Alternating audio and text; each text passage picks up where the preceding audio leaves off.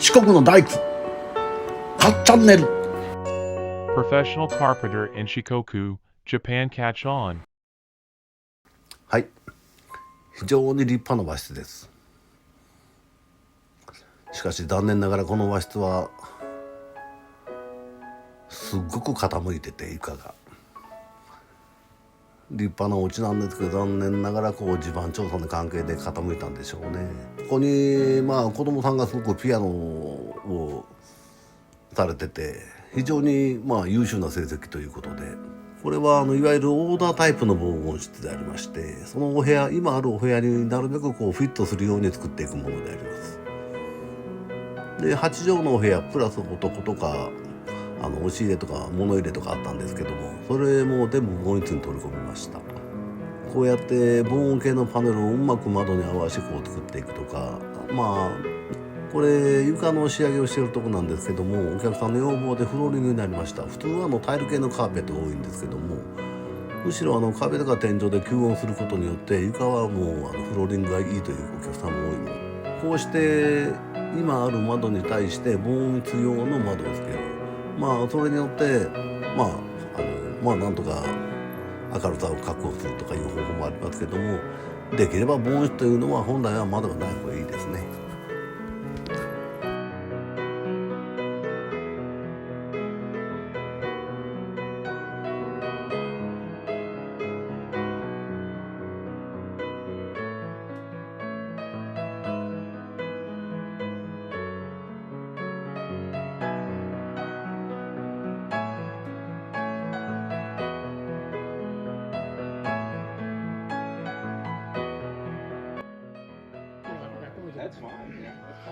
これがトイレのマーク、あれ便座だよ。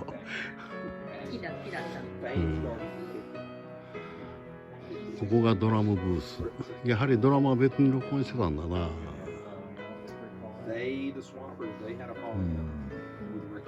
向こうに見えるのが本物の録音ブースだ。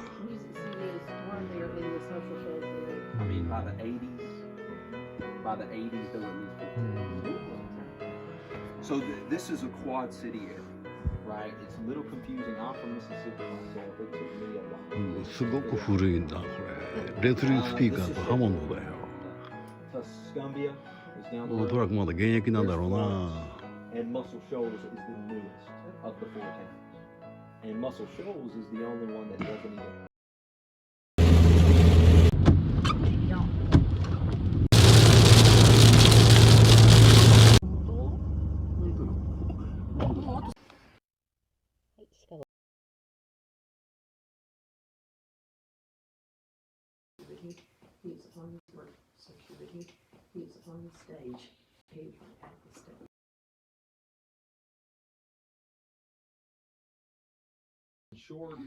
いろんなミュージシャンが座る時で穴が開いちゃった。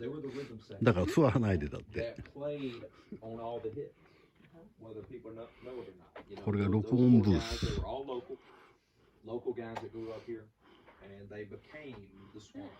ーリングストーンの見たことあるな。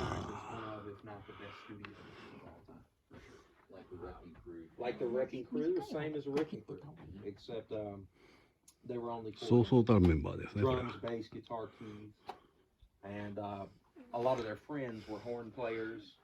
スタジオで、撮ってる。これ朝で中に綿みたいなのが入ってんだろう。おそらく4本だと思うよ。これは吸音システム。よく言えば。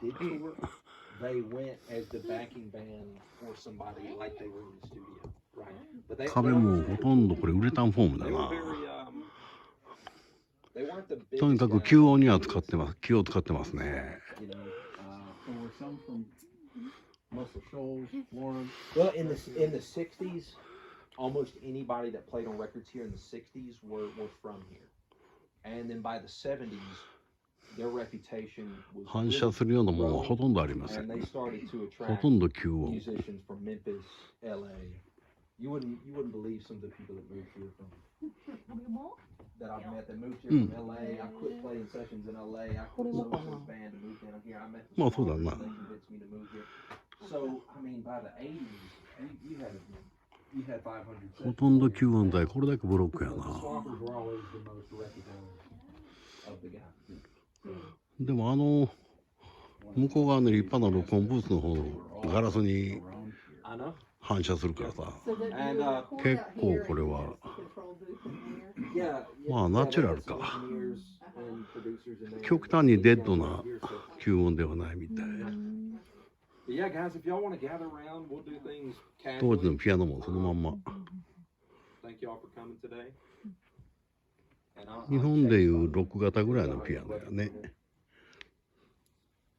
But this is it, one room. The swamp.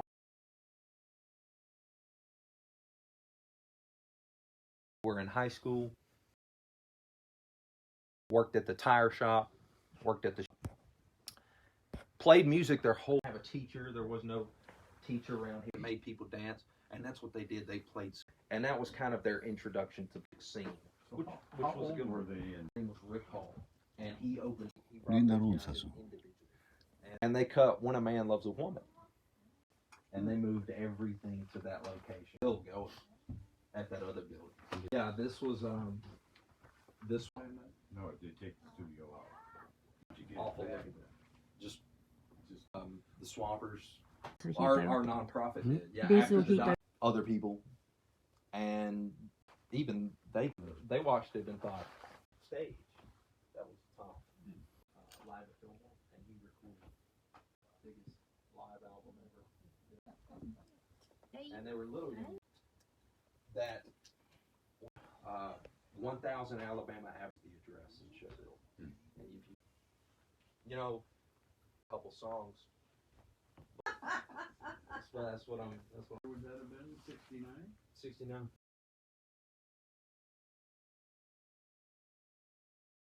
And the Swampers, her album comes out, and they're and you know in the 80s they had 40 something. Sure. Actually, I found the invoice by, Invoice, yeah. by Rolling Stones. Isn't that cool? 1,000. Yeah.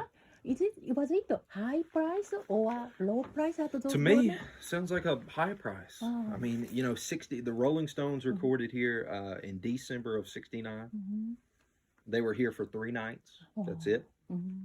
And the Swampers made about $2,500 off the Rolling Yeah, Stones. that's funny.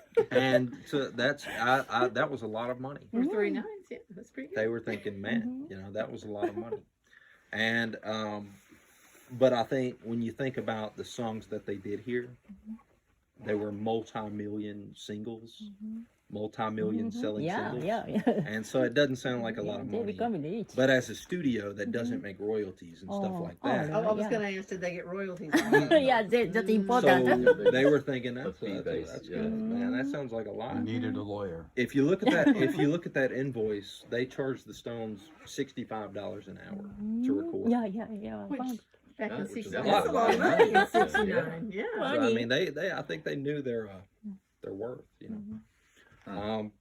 Speaking of the Stones, Mhm. they were one of the first. They were that first wave of the English bands that had caught wind of the Swampers and Muscle Shoals and knew a little bit about their previous resume. And their previous resume was Etta James, Aretha Franklin, Percy Sledge, Wilson Pickett. Stones loved that, you know, and the Brit bands loved that. So the Rolling Stones were kind of that first wave of the English bands that eventually came here, which was cool. What wasn't cool is that they didn't have visas Oh, yeah. when they Oh, recorded yeah. here. Mhm. So I would argue that Sticky Fingers is probably one of the biggest albums worked on, if not the biggest album in the building, right? How crazy that tour was. Right.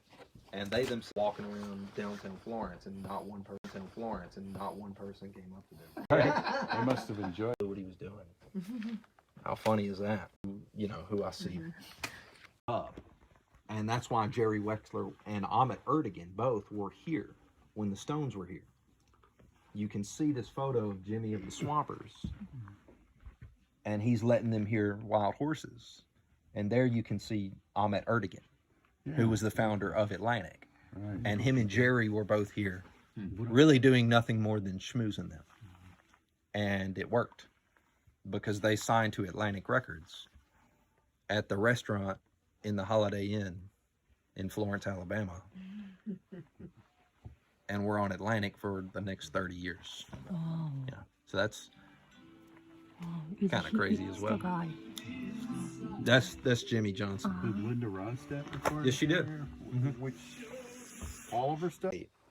And it's the guy. They co-produced the record.